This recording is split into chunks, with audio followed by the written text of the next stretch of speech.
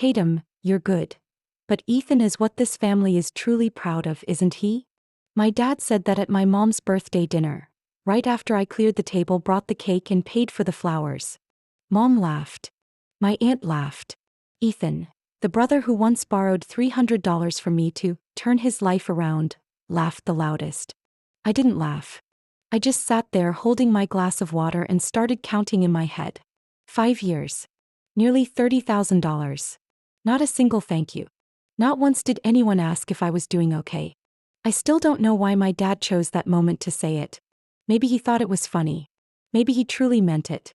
But my response wasn't a joke. If that's the case, then from now on, let your golden boy pay all the bills. I'm not sending another dime. No one laughed after that. Mom looked at me like I had just flipped over an invisible table the whole family had been sitting at for the past 10 years. Maybe. Just had. I stood there in the familiar room with pale yellow walls and the old chandelier I had polished every holiday. No one spoke after my words. Only the clatter of silverware against plates and the stiff breathing of people too used to me staying quiet. In my head, things started clicking into place, like an Excel sheet auto-formatting after a single tap on a formula cell. And I thought maybe it's time to tell everything from the beginning. Not for them to understand, but for me to remember who I am in this family. I work as a project manager at a tech company in South Boston. I like things with logic, sequence, and control through clear processes. The only part of my life that never followed any process was family. My mother, Linda, was the kind of woman who believed sacrifice was a one-way street flowing from her to everyone else, never the other way around. She always said, "I raised you with my youth." But that youth, as I recall, was mostly years of her complaining that I wasn't like Ethan, my brother. My father, Harold, was quiet, the type who never showed feelings, never yelled, but always stood with my mother. He wouldn't argue, wouldn't defend anyone, he simply stayed silent in a way that made you feel wrong even if you hadn't said a word. And Ethan, my brother, always knew how to walk into a room like golden light spilling through curtains. There was always a flashy story. A new girlfriend in fashion, a startup about to raise funds, a penthouse party thrown by someone I'd never heard of. He never needed to prove anything because from the start Ethan was the one praised as having positive energy. I used to think positive energy was a gift. But over time I realized it was also an excuse that kept him from being held accountable. Like the day he wrecked the gas stove trying to cook French steak from a TikTok recipe. My mother just said, "Don't worry, Tatum can fix it." I went online, booked a technician, and paid $60 upfront for next day service. Or when Ethan borrowed my credit card, just for a few days, to sign up for an online coding class, then never studied. But a pair of sneakers worth $320 showed up at my address.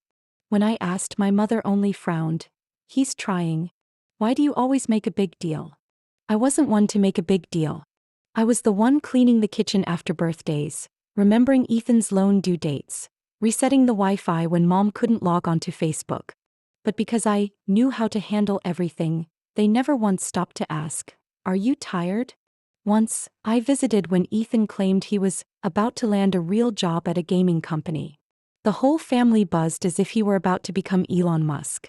At dinner, Mom said, "We just need to help him for a few more months. Once he's stable, it'll be fine." Then she looked at me. No more words needed. I forced a smile, added vegetables to my plate, and secretly transferred $250 under the table. The note read, "Last month of support." But there was never a last month. Only another one with a new reason. I once comforted myself by thinking I was trusted. That they leaned on me because I was strong. But no. They leaned on me because I resisted less. Because I didn't cause scenes. Because I knew how to swallow words that should have been spoken. And Ethan knew that better than anyone. He once slung his arm around me, smirking, "You always find a way. I know you won't let us fall apart." I laughed so faint no one realized it was the sound of something breaking. They didn't see me as a daughter. They saw me as a silent support system. No maintenance. No recognition. And maybe that's why when I said, "I'm not sending money anymore," the whole room went mute as if someone had pulled the plug on the house they'd been using without ever paying the power bill. That winter night when I was 24, I sat in my cramped studio apartment, heater blasting but still freezing. The phone rang. It was Mom. She didn't stall. "Your dad's hours got cut. They say temporary, but who knows? The electric bill this month is too high. Can you send $120? Just this once. I didn't ask questions. I opened the banking app and transferred the money right after the call. The following week, Mom texted, "The car's warning light came on again. Your dad planned to fix it, but gas prices went up this month." I was standing in the grocery store holding a carton of eggs and a tub of yogurt I'd debated over because they exceeded my budget. I put them back, pulled out my phone, and sent $75. I told no one, asked for nothing. I thought that's what children should do.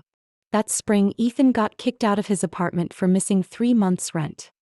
He called me close to midnight, voice shaky. "Sis, I don't know where to go tonight. The landlord changed the locks." I threw on a coat, drove 40 minutes to pick him up, and let him crash on my only sofa. The next morning, I brewed coffee and sat down to rewrite his outdated resume. Typed out every section, fixed grammar, added flair to vague freelance gigs.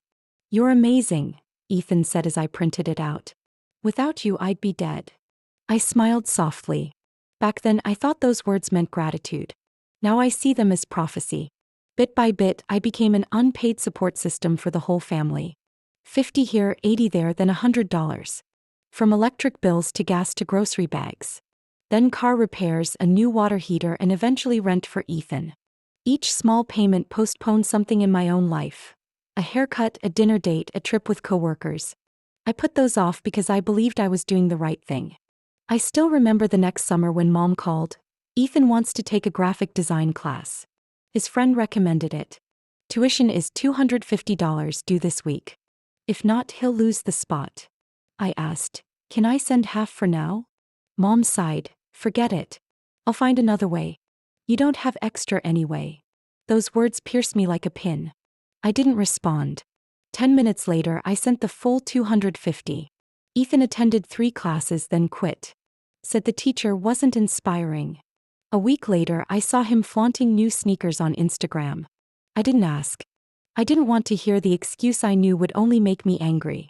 Time passed. I moved apartments, got promoted, earned a bit more. But the family's demands grew too. Nobody asked directly. They just sighed. And me, like a conditioned reflex, I kept reaching for my wallet. Mom stopped saying thank you. She only texted, "Send it soon. Dad says the power company's threatening shut off." Ethan called me big sis boss. "No one carries the load like you," he'd laugh. The load. I started to feel it for real. Each month, over $600 drained from my account. Some months nearly $900 if there was a crisis. Car breakdown, medical bill, Ethan losing a temp job. Every month I hit transfer with notes only I would read. Gas stove repair, Ethan. Groceries.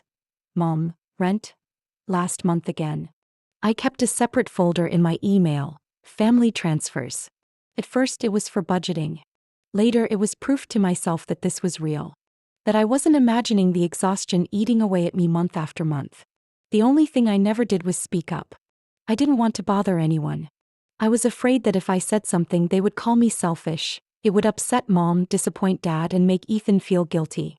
So I stayed quiet. Their silence convinced them I was fine. My endurance made them blind to the pain I carried. One Sunday afternoon I came home to visit. On the dining table were 2 special pizzas from the shop my mom once dismissed as expensive as gold. Ethan set them down proudly. "I thought you seemed tired, so I ordered your favorite kind." Mom looked at him like he had just donated to charity. "Oh my goodness, my son is so thoughtful. Not everyone knows how to care like you." I gave a faint smile. Just the week before, I had transferred $280 to Mom's account to help cover the gas bill. No one mentioned it. I opened a slice of pizza, my mouth smiling but my throat tightening. Another week, I arrived just as the repairman finished fixing the leaking water heater. Mom sighed as she signed the receipt. $600. I really don't know what to do. I pulled out my wallet, slid out my card. "Let me take care of it. I got a little bonus this month." Mom squeezed my hand. "You always think of me. So sweet of you." I thought she'd tell someone about it. But she didn't. A few weeks later, during dinner with my aunt present, she asked, "I heard the water heater broke down?" Mom chewed slowly, then replied flatly, "Good thing Ethan handled it. He knew a technician, saved us a big expense." I turned to look at Mom. She didn't meet my eyes. I stayed silent. Because if I spoke, I'd be the petty one. I went home, opened my banking app, and pulled up the transaction from that day. Water heater repair, $600. The note was still there, but the memory had been erased from my mother's house. I started saving messages. Not to confront anyone, but so that when I doubted myself, I'd have proof that I existed, that I contributed, that I was there. That fall, Ethan said he was seriously trying to study to become more stable. He texted me asking for money to pay tuition for a 6-week course. They need it by the end of the week. Help me out, I promise this time will be different. I transferred $350. No conditions. Just one line. Give it a real try, okay? 3 days later, I saw Ethan's story. A brand new pair of sneakers, over $300, with the caption, "Reward yourself. You've survived enough." I stared at that photo for a long time. Then back at the transfer message. Same week. Same person. Different purpose. I called. Ethan didn't answer. Mom texted instead. He's sleeping. He's been studying so hard these past few days. The following week, I went home with some fruit and frozen groceries, things Mom often asked me to pick up. As soon as I stepped into the kitchen, I heard her on the phone with a friend. Yes, my son Ethan is taking a digital design course. He has real talent. And my daughter, well, she's stable, does some kind of office work. Office work. I was managing a team of 17 people on a project recently recognized by our parent company in New York. I stood still listening. But Ethan is the one with true potential. He understands this era. Creative. Ambitious. Kids like him thrive in today's world. I stepped into the kitchen and Mom jumped, turning to me. I smiled. Should I put these in the fridge or the freezer? She quickly hung up. When did you get here? Just now. And I didn't mishear. Mom pressed her lips. Don't be so sensitive. I was just making a general introduction. You're already stable. Ethan needs more encouragement. I poured a glass of water. Mom, be honest, when I do something special, do you ever tell anyone? Or do you only remember Ethan's part? She brushed it off. I'm fair. But Ethan needs motivation. He's more fragile. I'd once picked Ethan up late at night when his car broke down. I'd used my credit card to pay his hospital bill after a fall at the gym. I'd called 5 different places to check his application status. Yet I was the one labeled stable while he was gifted. One time I asked Dad, do you ever think it's strange? Ethan does less than me but always gets more praise. He sat behind his newspaper, not looking up. Each child has a role. You're the foundation. Ethan is the sparkle on the surface. That sentence was a verdict. The foundation. Meaning I wasn't supposed to be mentioned. No recognition needed. Just stand still carrying it all. I arrived early as always. With me was a custom cake from Mom's favorite bakery, the kind with thick cream cheese frosting and walnut crumbles on top. I also brought ribbon to tie around chairs, and some baby's breath flowers I had carefully bought at the morning market. Inside the house, the smell of roasted chicken drifted from the kitchen. I laid out napkins, set candles on the table, adjusted the fruit platter Mom had peeled the night before. Everything was tidy, warm. Close to 6 o'clock, Ethan finally showed up. Hair messy, shirt wrinkled, no gift bag, no cake box, no apology for being late. But his mouth was full of stories. You won't believe this. I was at lunch with friends and guess who walked past our table? The CEO of Elementotech. I swear, just 3 steps away. Mom's eyes widened. Oh wow, really? Did you say anything? I was about to, but he was on the phone. Anyway, I take it as a sign. I feel like I'm on the right track. Mom beamed, turning to me. Hear that? My son's about to soar. We sat down to eat. I sat across from Mom between 2 couples of aunts and uncles, while Ethan sat beside her like the star of his own celebration. Mom opened gifts. A silk scarf from Aunt Susan, a set of scented wax from Uncle Mark and his wife. I pushed the cake box closer, ready to say something, but Mom's eyes were already on the small box Ethan had placed on her plate. What's this, son? Ethan winked, just a little surprise. Didn't plan to mention it, but it's real silver. Mom opened it and the light caught the pair of sparkling earrings inside. Oh my, beautiful. Ian, how did you get these? Ethan scratched his head, grinning. Called in a favor. My girlfriend knows someone at the shop. I just picked the style. That's so thoughtful, I'm touched. I never expected this. She hugged Ethan, tears welling up. The whole table clapped. I held the cake knife in my hand, growing colder by the second. No one said a word about the cake. About how I had ordered it a week ago, taken 3 trains to pick it up, terrified it might be late or damaged. After dinner, Dad poured another glass of wine, his face flushed. He looked around the table, then stopped at me. But Tatum, you know, no matter how hard you try, you'll never measure up to your brother. He laughed as if he had just told a joke. Mom chuckled. A few guests smiled along. Ethan laughed the loudest. The sound in my head was like a printer spitting out pages. Each line, $220 for electricity, $400 for car repairs, $75 for mom's medicine, $600 for the water heater. Notes, just this once. Last month. I'm struggling. I also heard the sounds that were never recorded. My footsteps echoing down the hospital hallway while taking Ethan to his appointment. The click of the safe opening when Mom said, "The doctor won't take a card." The midnight hum of my laptop as I rewrote every detail of Ethan's resume because he wasn't used to writing that stuff. I set my plate down. I looked at each person in that room as if from a great distance. Then let Ethan pay all the bills. I'm not sending another dime. No one laughed anymore. My words dropped into the dinner like a stone sinking in water. Mom set her glass down, tilting her head. "What's this? Don't overreact. It was just a joke. Not funny." I've heard that line my whole life.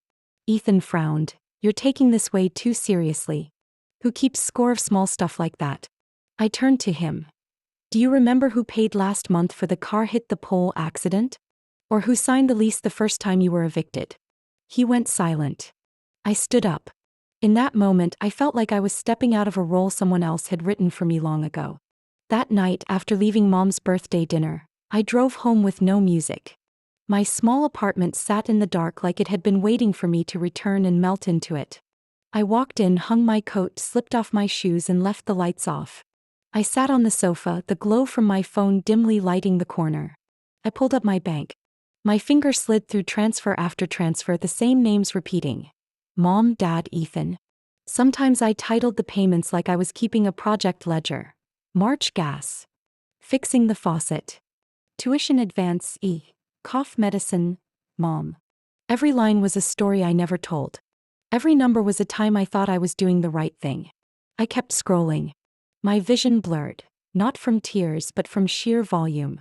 I tapped export. The system gave me the option to save as PDF. I didn't hesitate. Send it to my email. Then I opened my laptop. Downloaded the file. Opened it. 137 lines. I began reading each entry, marking the repeats, the temporary crises that had stretched on for years. An hour later, I added them up. The number glowed on the screen. $31,200. That was the down payment for a 2-bedroom condo. 3 trips to Europe. A new car. An emergency fund for myself. The kind I had never had. I dug through a drawer of old stationery and found a worn red folder. I slid the printed pages inside. I didn't know what I would do with it, but I knew I needed to keep it. The next day I took a personal day off. I spent the morning combing through every account. Bank, e-wallet, email records. I arranged everything by date with 3 columns. Date, description, amount. I added one more, notes, to capture the context for each transfer. Ethan's car broke down. Dad said only short a week.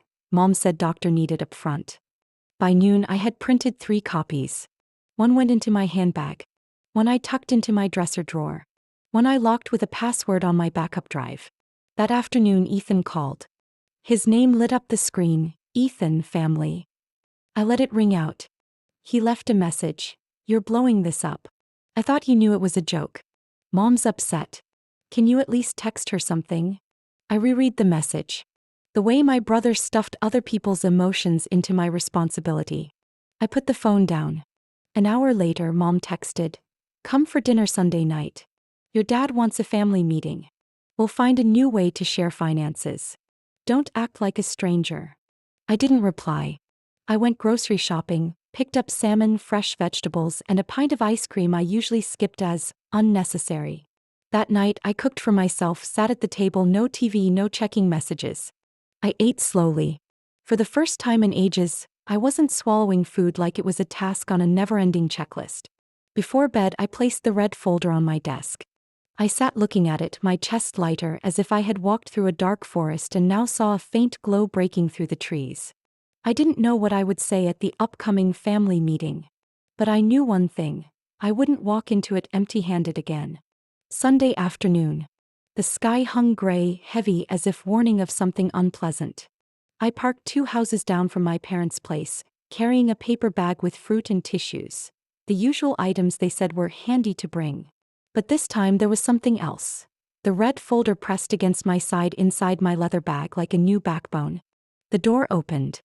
Dad stood there, arms folded, nodding as if I were an employee arriving on schedule.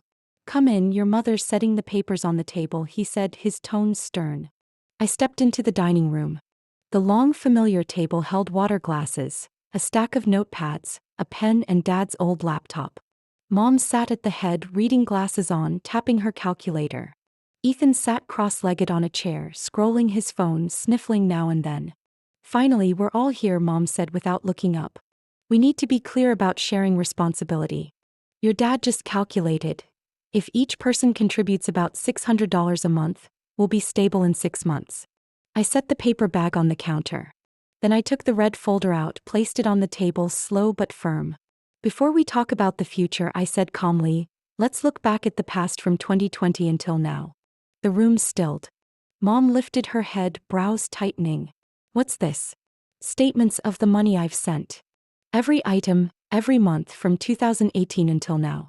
With notes, dates, reasons." I opened the folder, flipped through the first pages. Clear black ink, columns split into 3 bold numbers. 300 utilities. 120 gas. 480 tires. 650 Ethan rent. Mom glanced over, then looked up, her voice slow but steady. "Tatum, we've never received anything from you. What you helped with was the occasional grocery or medicine. Hardly much." I went quiet for a second. Not from surprise, but from familiarity. The way memory was bent by soft tones. Dad leaned back, arms crossed. "I don't recall you ever sending anything significant. If you did, it must have been small." Ethan snapped his phone shut, leaned on the table. "You really kept all those tiny transfers? That's more accountant than family. Not tiny. Not small. A total of $31,200. I have a digital copy if you need it." Dad furrowed his brow.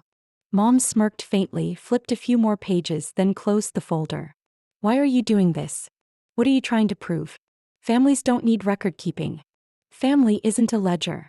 But if family makes one person pay consistently for years without acknowledgement, then that person needs proof, for themselves." Ethan lifted both hands like he was trying to make peace. "Oh, come on, what do you want? A medal? Plaque? You know exactly what I sent you. Don't pretend you don't remember. I only borrowed once or twice. I was gonna pay it back. The timing just wasn't right. Everyone goes through tough phases." Mom cut in. "Why so tense? We never forced you. You chose to help. Out of love. That's beautiful. Don't twist it into a weapon against your own family." I closed the folder. "I helped because I thought it was love. But love isn't silent endurance. It isn't letting people exploit me and then act like it never happened." Dad placed his hand on the table. "Then what do you want now? Say it. No circling around. I want limits. From today on, I'm not sending monthly payments. No last-minute transfers for emergencies. If the family needs something, ask me first. And accept the answer even if it's no." Ethan shook his head, smirking. "So this is it? Cutting us off?" "No. It's ending a system that's been draining me. You really want to put yourself against the whole family?" "I'm not against anyone. I just don't want to be erased anymore. For 5 years, I've been the one keeping this house running. No one saw it. No one remembered. But that doesn't mean it didn't happen." I placed the red folder at the end of the table. "If anyone wants to look back, the record is here." I turned, heading for the door. Behind me, Mom's voice broke. "Tatum, don't be so cold. Family isn't a contract. Coldness is what remains when someone's been burning for too long and no one ever reached out to put out the fire." I didn't leave right away. I pulled my phone from my coat pocket, opened the banking app, scrolled through the latest transactions, and held it up to Dad. If you don't trust the printout, here's the live record. Every payment, every month, every reason is here. I've noted them all: electricity, gas, car repairs, groceries, rent for Ethan, water heater. You can check each one. Dad didn't take it. He just stared, his eyes narrowing, hardening like steel. Who do you think you are, shoving this in your elder's face? A few scraps and now you come back to nag the whole family? I'm grateful. I left the phone on the table, not pulling it back. I'm not nagging. I'm showing the truth. If someone can't bear to look at the truth, that's not my fault. Mom sprang up like she had escaped a trap. A few scraps? So $30,000 is scraps? I looked her straight in the eye. I don't need to be thanked. But I refused to be erased. Ethan clapped once, sneering. Sis, this is home. Not a bank. And you're acting like you're charging interest. Why count every dollar? Exactly. I'm not a bank. And from now on, I won't be one anymore. He curled his lip. So you want to tally every bill to prove you're more decent than us? You chose to help. Now you're blaming us? Nobody forced you. You're right. Nobody forced me. But everybody expected it. You expected me to cover rent. Mom expected me to send money when gas prices rose. Dad expected me to fix the faucet, change bulbs, call the mechanic. Nobody said it, but everyone treated it as my duty. I turned to Dad. You called me ungrateful. But since 2018, have you ever once said thank you? Dad's fists tightened on the table, his face reddening. Don't twist this into emotions. This family raised you, educated you, gave you everything, and now you throw numbers back at us? You gave me a childhood. I'm grateful for that. But what you didn't give me was the right to be tired, to refuse, to say, I can't. And when I tried, you still said, not enough. Mom spoke softer this time, like a blade wrapped in silk. So now, you think we've been using you? That this family only takes from you? I have proof. I have records. Hundreds of transfers and messages. Ethan propped his chin on his hand, his voice cold. You really logged it all? Creepy. I logged it so no one could deny it. So that when I felt like I was going insane, I could remind myself it was all real. That what I felt wasn't weakness but being drained. Mom flipped a few pages in the folder, her eyes shifting. She pointed to one line. This one. Ethan, car repair. 400? What is this? He never asked you. He only borrowed. Exactly. And never repaid. And bought sneakers the next week. I remember because I had to skip dinner with my friends. I couldn't afford it. I looked at each of them, no longer expecting an apology. I knew there wouldn't be one. But at least this time they had to listen. From now on, I will no longer fund a system that suffocates me. I am no longer the backup account.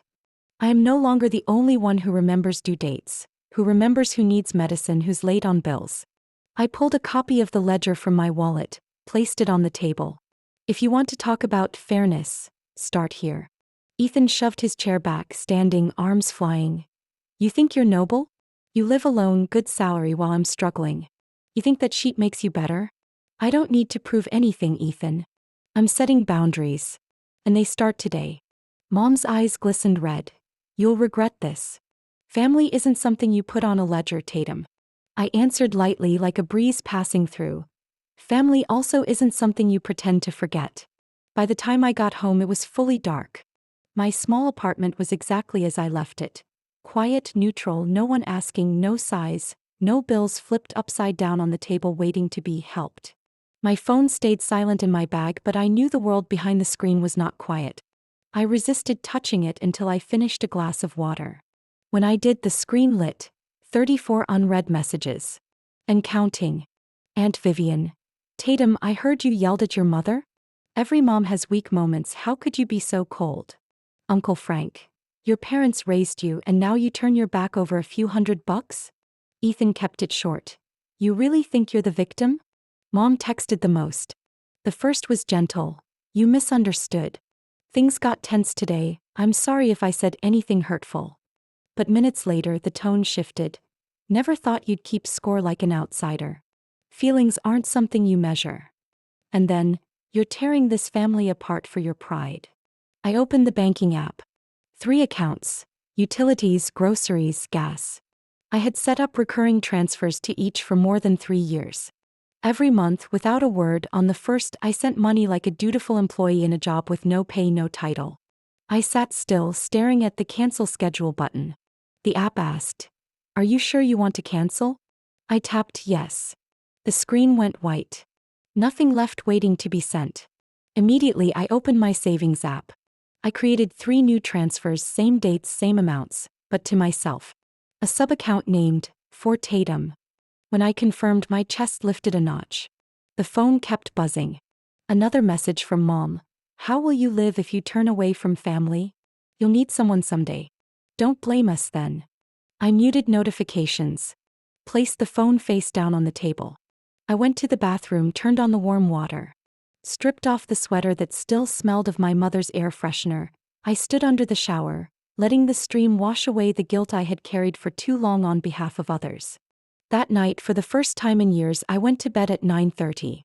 I closed my eyes in a quiet room and I slept a full 8 hours. No dreams. No jolts from banking notifications. No visions of someone crying because I said no. The next morning, sunlight slipped through the curtains like it knew I had woken from a long hibernation. I made breakfast for myself. Simple. Toast, butter, a few slices of strawberries, and a cup of Earl Grey. Not rushed coffee to stay awake while listening to Mom list bills. Not a skipped meal because I had to swing by the bank before work. I ate as if time belonged to me. As if I owed nothing to anyone. 2 days after the family meeting, I got a message from an old coworker. "Tatum, did you see your mom's post? Are you okay?" I didn't understand right away. But seconds later I saw it. My mom's Facebook, usually filled with petunia photos and baking videos, had become a moral pulpit. The headline post, every word capitalized, decorated with praying hands. Raising a child isn't to receive coldness. Some grown children forget love cannot be measured in money. But time will teach them family is a place you cannot turn your back on. Below were over 20 comments. Names I once called aunt, uncle, cousin. Poor Linda. Stay strong, sis. Kids today are so heartless. So much sacrifice only to get cruelty back. No one tagged me, but everyone knew it was me. I didn't comment. That same evening, Ethan posted a short story. A photo of brand new white sneakers, box still sealed, with the caption, "Independence means rewarding yourself." And beneath it, an hourglass emoji. The words were simple but sharp enough to press another blade into an old wound. I didn't react. I turned off my phone screen, placed it face down on the table like putting a burden back where it belonged. The next morning, my aunt, my mother's sister, called. Aunt Ruth, the one who always gave me orange marmalade at Christmas, with a voice as gentle as a lullaby. "Tatum, I'm just calling to check on you, not to take sides. But what you did the other day, it really hurt everyone. Couldn't you soften it a little? Arguments happen in every family. But putting it out like that, it embarrassed us. Right or wrong, the way you handled it looked cold to outsiders. Auntie, if what I said made everyone feel ashamed, then maybe the shame isn't in my words, but in what actually happened. You've changed. I didn't think you'd turn this hard.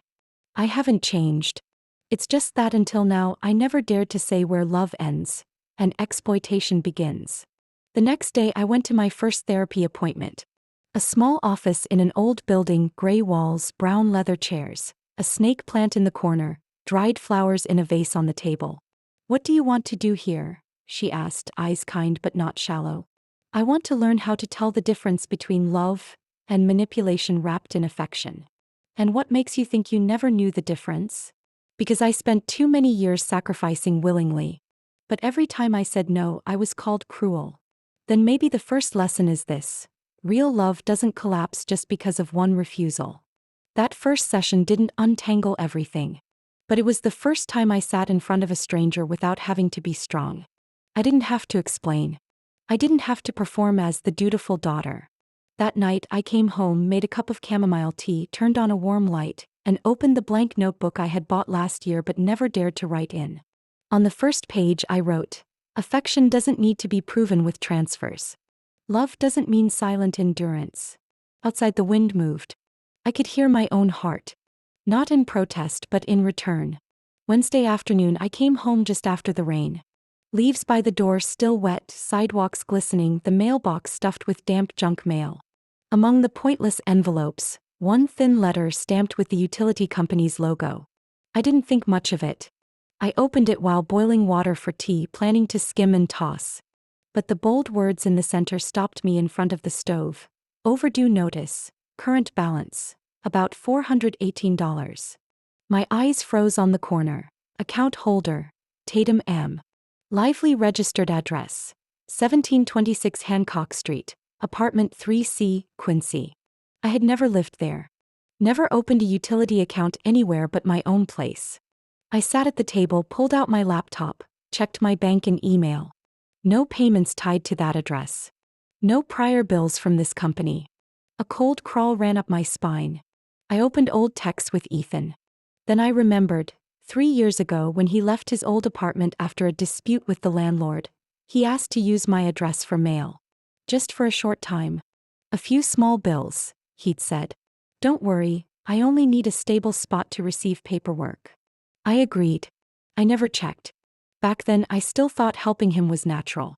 Now, a debt of over $400 stood in my name, warning, this account may be sent to collections if not paid within 10 days. The familiar question came back. How much more do I have to carry before it's considered enough? I snapped a photo of the bill. Emailed it to Mom, Dad, and Ethan. This isn't mine. Handle it yourselves. 12 minutes later, Ethan replied first. Oh, I didn't know they still had your name on it. Thought I changed it. I'll call to check. 2 hours later, Mom texted. No need to blow this up. Could be a mistake. Your brother didn't mean it. No apology. No one offered to pay. No one admitted it was wrong to use my name. I forwarded the email to the lawyer I had once consulted about credit protection, asking what to do if the debt went to collections. Then I logged into the utilities user system. Confirmation. Account opened October 3, 2020. Account holder, me. Recovery email. One I never used, ending in @gmail.com, username ethan.lively.x. I screenshotted. Saved the file. Not to accuse. To remind myself this was real. I printed it, filed it at the back of the red folder. Then I did something I never thought I would. I set up a fraud alert on my credit profile. I also contacted the bank to review old linked accounts, the ones I once used to send Ethan money. I knew this would strain whatever was left with my family. But this time I refused to let fear of hurting them keep hurting me. That night, Mom sent the last message of the day. Do you really think everyone's out to harm you? To the point you send emails like that? I set the phone face down. Instead, I wrote in my notebook right under what I'd written the night before. Forgiveness is not for continuing to be used. It's for ending. For closure. Outside it rained again. But this time I didn't pull the curtains. I left the window open. Cold air slipped into the room. For the first time I felt I wasn't trapped in an endless loop anymore. I began relearning how to live like a normal person. A person who didn't flinch at every bank notification. A person who could plan for herself without first asking, does the family need it? The first Sunday morning after everything, I slept in, made coffee, poured maple syrup over pancakes baked from Grandma's old recipe. No buzzing texts begging for, just this once. No mother's voice saying, send it early, this one's urgent. I ate in soft morning light through the curtains, holding the spoon in my left hand, not rushing, not toggling the bank app between bites. It was an ordinary morning, but it felt like a first morning of life. I began keeping promises to myself. I bought a wine-colored knit dress, the shade I loved but never let myself call necessary. I met a friend for a walk at the esplanade by the river.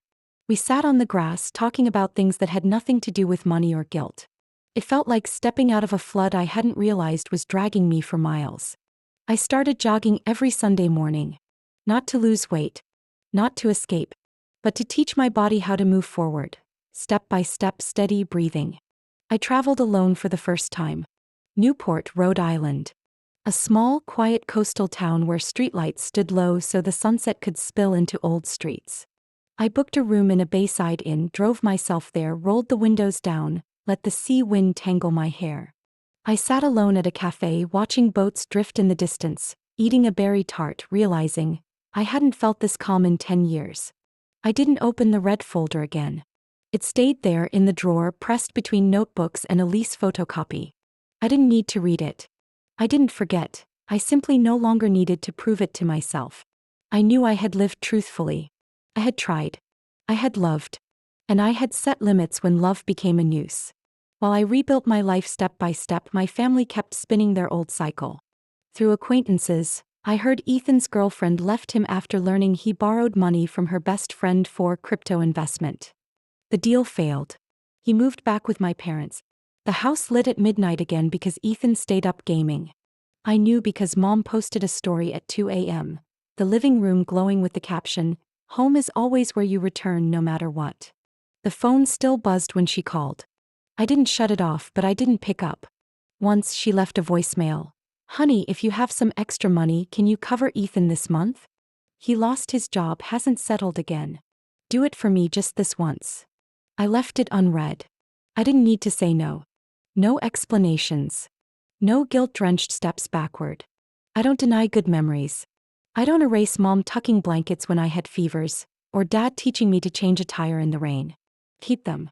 But I don't let them excuse the years I was treated as the default pillar. Love doesn't mean carrying everything alone. Love without limits is a debt with no due date. I owe my family a lot. But there's a greater debt. I owe my self-respect. And I am paying that debt day by day, with time, with peace, with every Sunday morning where I don't run on demand, but can stand at the stove making pancakes. For me. What do you think of my story? Of a daughter who once shouldered every burden quietly, who thought love meant always saying yes, until she realized love should not leave her empty? I know every family runs differently. In some, sacrifice is seen. In others, it's taken for granted. But if you've ever been in my place, quiet, steady, then called cruel for setting limits, know this: you're not wrong. You're not selfish for protecting yourself. You're just relearning how to love in a healthy way, starting with yourself. If you've lived something similar, I'd love to hear your story. Share it in the comments, not to complain but to remind yourself you're not alone. And if you want more stories like this, about family, boundaries, hurt, and healing, subscribe to the channel. Because sometimes the most healing thing isn't a solution, but feeling understood. Thank you for staying until the end.